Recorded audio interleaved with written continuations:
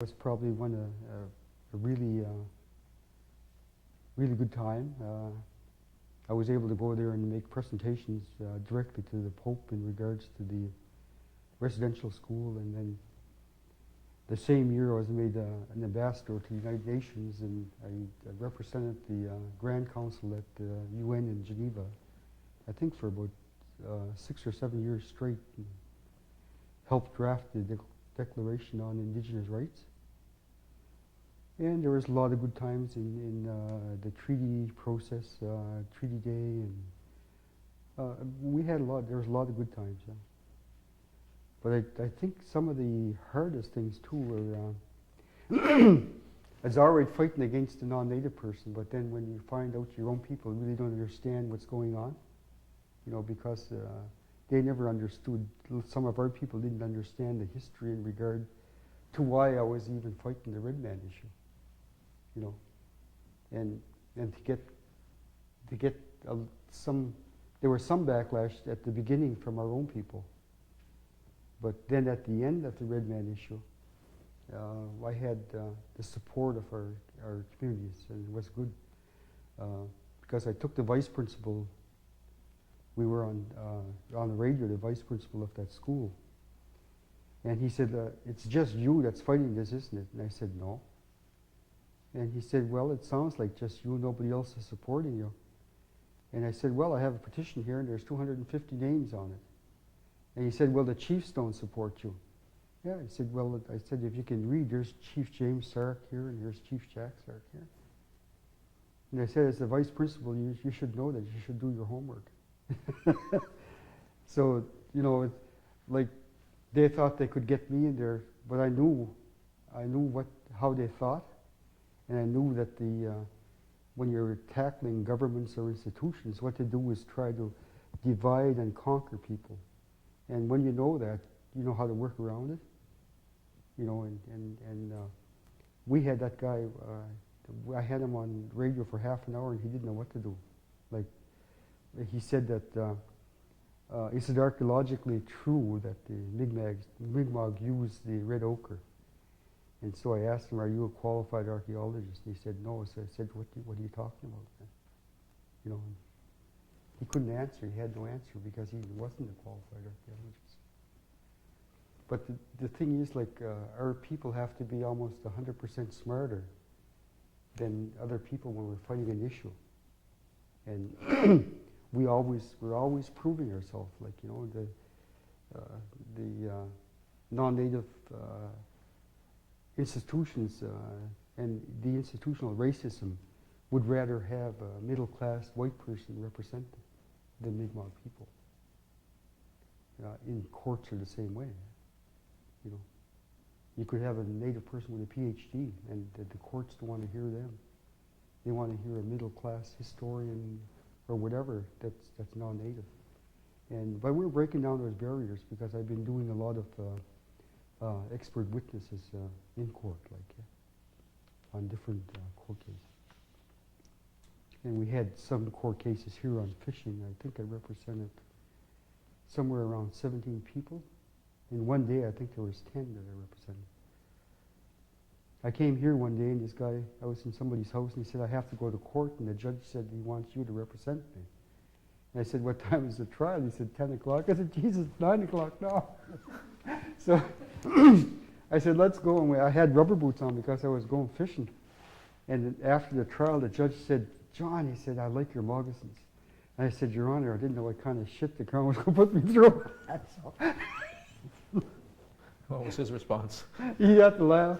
But I knew him. We went to university together. And then I was sitting in his office. I had to do these legal briefs, and I don't have a law office. I don't have a secretary. I don't have nothing. So I said, "Where am I going to get all these cases?" He said, "They're all in my office." He said, "Go in there and get a copy for the Crown, a copy for me." And I done that, and the Crown prosecutor was in there. And she said, "John, are you a lawyer?" And I said, "Yes." No, I didn't say yes. I said I was admitted to the bar in '67. He said, "Really?" I said, "Yeah, I couldn't drink there before that." Because it was against the law for Mi'kmaq or Indians to drink. And the judge just whacked his desk and laughed. But there's a lot of funny things like that happen. So it's been a good life. Well, I've read somewhere that you've been able to put humor in some of the most dire circumstances and have people come out laughing. So you're well known for that. Now, John Joe, what are some of the other roles as the ambassador to the Vatican? Why is the Vatican important to the Mi'kmaq people? The Vatican is important because when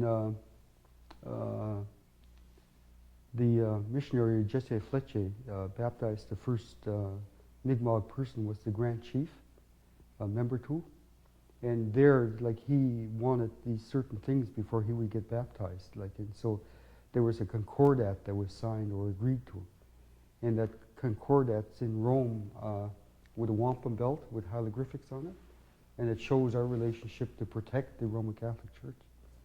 So some of the duties of the Grand Council are to protect Catholicism also.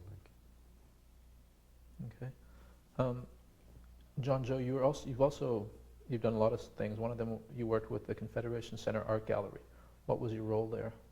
My role there was to bring out the Mi'kmaq culture, and what I'd done is gathered all the pictures of the Mi'kmaq people that had fought in World War I and World War II, and I also found one that had fought in the Civil War for the United States on the side of the North.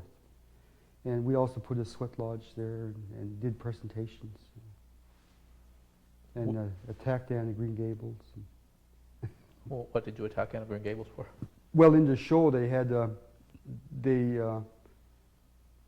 depicted Native people by wrapping people up in blankets, and then they had a igloo that had a Canadian or a British flag on top. And I said, look, why don't you dress the Mi'kmaq people in their traditional clothing, not wrap them with a blanket?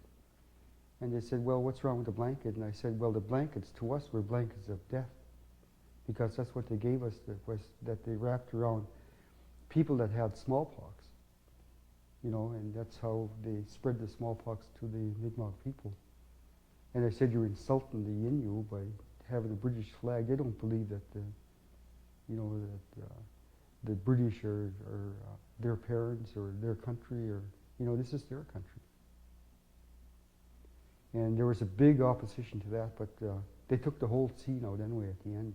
They wouldn't give us all the cake, but they gave us half. But my ultimate goal is to have them have Mi'kmaq people in their own dress, Now, where is this exhibit now? Is it at the art gallery, or is it located somewhere else? It's in France. They wanted wanted me to take it to the city where Father Fletcher came from, and I took it there, and they kept it, so I have to get it back from them. Now, you're mentioning the French a lot. What is the relationship between the Mi'kmaq people and the French, and how are you involved in that? Well, there's been a standing relationship since the French came here.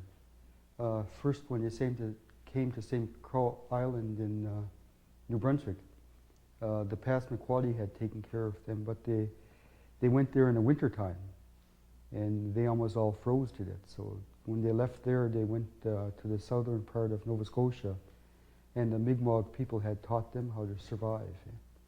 And there was a lot of intermarriage. It was so cold we just didn't hold hands. So there's a lot of them are relations. So, yeah. And what are you doing with the Acadians right now? We're trying to renew a protocol of peace and friendship. We had signed another protocol with them about 10 years ago with the Grand Council and the chief from here. We signed a protocol with the National Acadian Society, and it was done in Charlottetown. So what we want to do now is to fill this protocol out and make it more practical, so that we have a better relationship with not only the Acadians, but France. We also had the French Deputy Consul General here. And at a meeting last year, I had a gift exchange with the Interior Minister from France. So we're starting to build a relationship, and I think we can work on this and and bring French tourism here, because they're looking at the ecotourism and culture and how it relates to French and the Acadians. And we've got a really good response from France.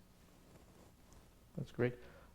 John, you've also published a book. Can you tell us the title of the book and what it's about? Well, I published a book along with Darlene, who wasn't chief then. And I published a part on the Mi'kmaq legends.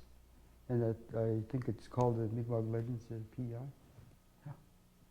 And when I did that, I had an artist draw all the legends. We started at the Cultural Center here in 1972 or 73. And I had him do all the artwork on the legends on the walls. And I think some of them are still there. Right? Or if not, they took slides of them anyhow. Okay. Now, you've also, you told me you've also completed a manuscript for a book called The History of Epiquet. Yeah, I have a manuscript done, and I have revised the legends part.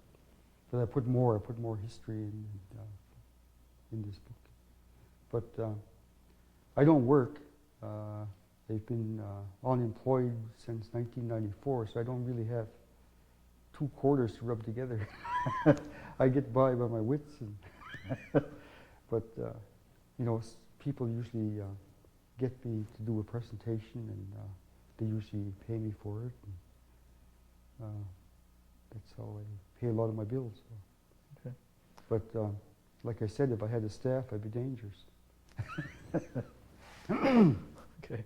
Now, John Joe, you were involved in a movie called Spirit World. Can you tell us what your role on that movie was? I'm the director, and I'm the co-director and a co-producer. And me and Brian Pollard done this, and a lot of it was done during the research into my book. And but we revisited all the research I done. We went to Halifax, and we went to Ottawa, and everywhere where there was research on Mi'kmaq people. And it was a project that took us about 5 years, I think, 4 or 5 years. And it didn't go anywhere until I told my co-producer, if you're going to France, go to Long, because that's where Father Fletcher came from. And he went there and got a good response from them. And so we said, we told the Canadian government we're going to shoot in France. So when the Canadian government understood that this was more than just a small project, that we're going to have France involved, we had no problem getting the funding. And but it was funny when we went to shoot, none of us spoke French. So I called the Father General up of the Jesuits in Rome, because he's a friend of mine. And I said, look, we have to go to this diocese in France, and I can't speak French, and I don't know how we're going to get permission to shoot in the basilica. So